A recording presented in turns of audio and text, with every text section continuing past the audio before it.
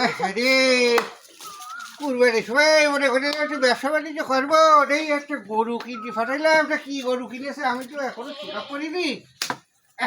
ওর ইচ্ছে নেই এই জীবনে আমার আর কিছু না। ও আমার টুনটুনি পাখি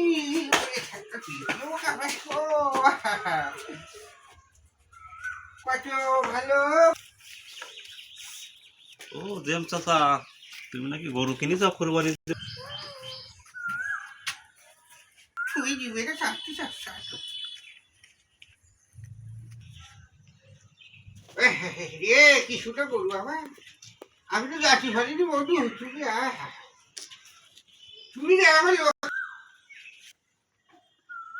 হ্যাঁ বাপু কিনেছি গো বাপু কিনেছি। তা আমি ওই বকটাকে আইডিয়া আমি ও চেক করে দেখিনি বাপু।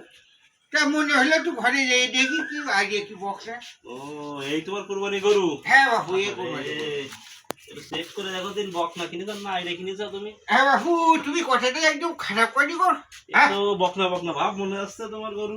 হ্যাঁ বাপু আমি তো স্বীকার করে দেই। এই তো চোখটা ঘুরে বেড়েছে। হ্যাঁ দেখি ওরে বাপু আমার কপাল খুঁড়িয়ে গেছে বাপু কপাল খুঁড়িয়ে গেছে। আমার আমার বকনাই গিয়েছে এই বকলের পেটে কমল হয়েছে।